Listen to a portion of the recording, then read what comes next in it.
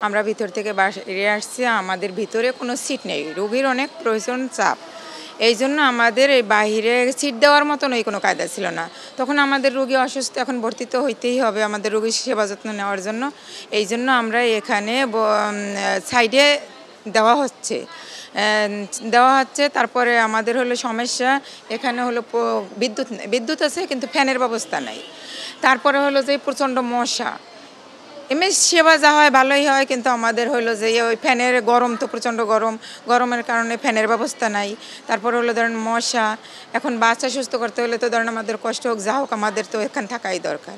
আমরা আসছি কালকে দিন, আমরা ঢাকায় ছিলাম 4-5 দিনই ঢাকায়, তাই বাসায় বসেই চিকিৎসা হচ্ছে। তারপরে কালকে দিনে হলো এর ওই ব্লাড টেস্ট করার পরে কি জানে সিবির ব্লাড কম হয়েছে, এই কারণে আমরা এই হসপিটালে ভর্তি করতে আসছি 10টা বাজে রাত। আমার দেশের বাড়ি হচ্ছে বরিশাল গৌরনদী থানা, আর আমি হলো এর আব্বু ধানমন্ডিতে থাকে, ওই বেড়াইতে আসছে, ইন্টার পরীক্ষা দিছে এই ইন্টার পরীক্ষা দিছে, বেড়াইতে আসার পরে হলো এই অসুস্থ ছিল, অসুস্থ হওয়ার পরে আমার দেশে ফোন দিছে যে এই অসুস্থ, এই কারণে আমি দেশে থেকে চলে এসেছি, যে আমার বাচ্চা যদি ভর্তি করা লাগে সেবা যত্ন কী করবে, আমি মা ওর। আসলে আমি আজকে 5 দিন 5 দিন পর্যন্ত এই হসপিটাল আছি। আমার ফার্স্টে আপনার মানে হালকা মাথা ঘুরেছিল, এখান থেকে মানে গায়ে জ্বর, পরবর্তীতে সিবিসি টেস্ট করেছিলাম, টেস্ট করার পরে দেখলাম যে আমার প্লেটলেটটা মানে আপনার কমে গেছিলো, মাথা ঘুরেতেছিল। বাসায় ছিলাম, পরে আপনার ওইখানে রাত্রে হঠাৎ করে দেখলাম যে মানে ওয়াশরুমে চাপ দিয়েছিল, ওয়াশরুমে যাওয়ার পথে আমি মাথা ঘুরে পড়ে গেছিলাম।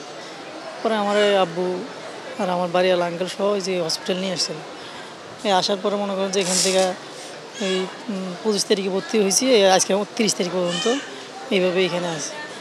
আপনার এখানে আসার পরে মোটামুটি চিকিৎসা চলতেছে, মোটামুটি ভালো লাগতেছে। আশা করি এখন শরীরের কন্ডিশন মোটামুটি ভালো আছে।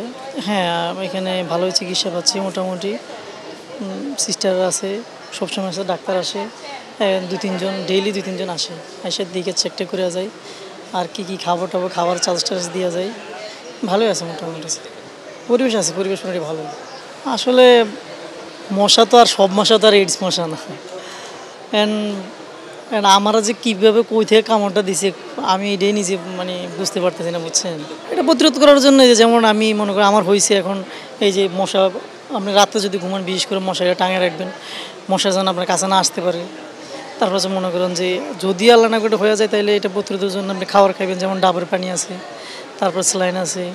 জি না ভাই, আমাদের এদিকে কোনো প্রতিরোধের ওইরকম কোনো পাইনি। আমার বাসায় আমার হাজব্যান্ড প্রায় 1.5 মাসের মতো আক্রান্ত ছিল এবং হসপিটালে ভর্তি করতে হয়েছে, অনেক প্রবলেম, এখনও তার দুর্বলতা কাটেনি। এবং আমার পাশের ফ্ল্যাটে আজকে এক আপুর দেখলাম ডেঙ্গু আক্রান্ত আছে, এই অনামিকা কনকটের প্রবলেম। জি, মশা তো মানে কমই দেখা যায়, কিন্তু ডেঙ্গুর উপদ্রবটা খুব বাড়ছে। মশা মানে দেখা যায় 1-2টা, কিন্তু বাট যেটাই হচ্ছে, কিন্তু আশেপাশে মোটামুটি আমাদের বিল্ডিংয়ে একসাথে 3-4 জনের হয়েছে। মানে যখন আমার হাজব্যান্ডের হয় তখন 3-4 জনের হয়েছে, আবার এখন আমার পাশের ফ্ল্যাটেই এক আপুর হয়েছে, উনি এখন অলরেডি আক্রান্ত আছে। আমি আজকে 6 দিন এখানে ভর্তি।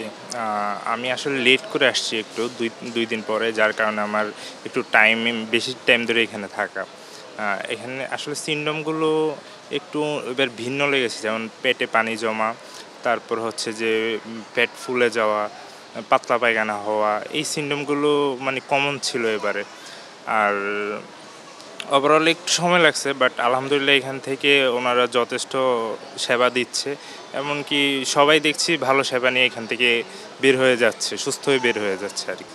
আসলে এটা সমাধান হচ্ছে সচেতনতা বৃদ্ধি, এর চেয়ে বড় সমাধান মনে হয় না কিছু আছে। আমাদেরকে নিজেদেরকে সচেতন হতে হবে, বিশেষ করে আমাদের আশেপাশে পানি জমতেছে কিনা এই জিনিসগুলো, যেহেতু আমাদের ঢাকাতে খুব অল্প একটু বৃষ্টি হলেই পানি জমে যায়, এই দিকে আসলে সতর্ক দৃষ্টি দিতে হবে সিটি কর্পোরেশন এবং যারা আছে আদার্স তাদেরকে। তারা যদি এই ছোটোখাটো জিনিসগুলো লক্ষ্য করে, তাহলে আমার মনে হয় ডেঙ্গু নিয়ন্ত্রণ সম্ভব। ওই যে আপনার হচ্ছে স্প্রে করে প্রতিদিন বিকালবেলা, আপনার হচ্ছে মানে বাসাতে গিয়ে না, এই আশেপাশে শুধু স্প্রে করতে দেখছি আমি। যেটা না আমাদের বাসাতেই তো হচ্ছে, আমাদের কাজের মেয়েটার মানে ডেঙ্গু হয়েছে, এখন অলরেডি হচ্ছে 4 দিন চলতেছে আর কি, তার এখন বাসাতেই ট্রিটমেন্ট চলতেছে, তার খাওয়া দাওয়া সব কিছু। এই তো আমাদের এখানে আসলে ডেঙ্গু প্রতিরোধের জন্য মাঝে মাঝে স্প্রে করা হচ্ছে যদিও, কিন্তু আসলে মশার উৎপাত কমতেছে না, যার কারণে হচ্ছে আমাদের বাসার কাজের মেয়েটারও অলরেডি ডেঙ্গু হয়েছে,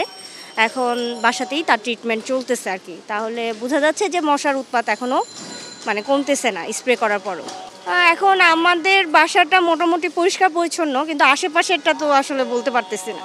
আমরা যতটুকু সম্ভব যেই বাসাতে আসি সেটা আমরা নিজেরাও হচ্ছে ক্লিন রাখার চেষ্টা করি, আর বাড়িওয়ালাও হচ্ছে চেষ্টা করেন ক্লিন রাখার জন্য।